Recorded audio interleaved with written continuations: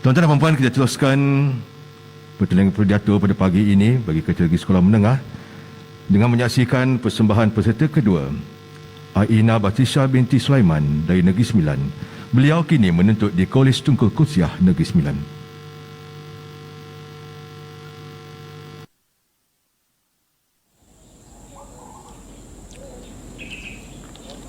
Hadirin, saya pasti ramai yang mengetahui kisah kota Konstantinopel, sebuah kota yang besar dan kukuh yang bertahan ratusan tahun lamanya. Namun, tentera Al-Fatih mengambil masa selama 53 hari untuk berjaya menaklukinya.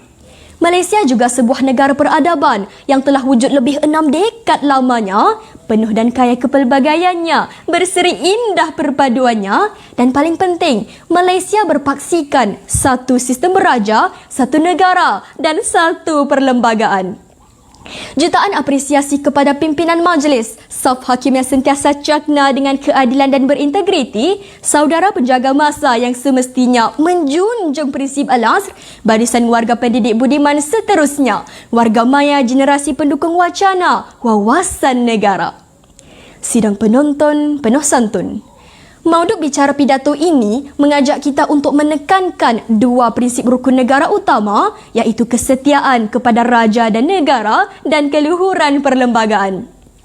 Hadirin bervisi, wacana utama berteraskan prinsip rukun negara kedua, kesetiaan kepada raja dan negara. Setiap warga negara perlulah menumpukan sepenuh taat setia kepada raja dan negara kerana raja lambang perpaduan negara. Ramai yang salah sangka tentang kedudukan raja di Malaysia. Lebih menyedihkan, ada yang beranggapan sistem beraja hanya simbol semata. 64 tahun Malaysia telah merdeka, bumi yang bertuah ini pernah berasa sakit, perit, menangis dan merintih dalam usaha menyatukan warna kulit, agama dan fahaman yang berbeza. Hari ini kecelaruan politik semasa, raja-raja kita berkhidmat dengan memastikan kestabilan asas negara tetap terpelihara. Oleh itu, bersyukurlah kita kerana dikurniakan Duli Yang Maha Mulia Seri Paduka Baginda Yang di-Pertuan Agong Al-Sultan Abdullah Riayatuddin Al-Mustafa Billah Shah yang bijaksana, pelindung lembayung sukma, melerai tali keributan pemegang kuasa apabila berjaya menyatukan ahli Dewan Rakyat tanpa kacau bilau untuk bersama-sama memilih Perdana Menteri ke-9 yang baharu, Yang Amat Berhormat Datuk Seri Ismail Sabri bin Yaakob yang telah pun menerajui kepimpinan negara melalui konsep keluarga Malaysia. Warga maya, indikator kedua keluhuran perlembagaan. Sebuah negara berbilang bangsa dan agama seperti Malaysia pasti akan teruji oleh terik mentari, dingin salji mahupun ribut menghampiri. Sedangkan lidah lagi tergigit, ini kan kita keluarga Malaysia. Namun, di akhir pertelingkahan, di hujung cabaran dan di ufuk perbalahan, kita pasti akan kembali didamaikan oleh utuhnya sebuah perlembagaan. Prinsip ini menekankan perlunya rakyat menerima, mematuhi dan mempertahankan keluhuran perlembagaan negara. Uniknya perlembagaan di Malaysia amat istimewa yang menjadi panduan bagi pemimpin dan landasan bagi rakyat yang dipimpin.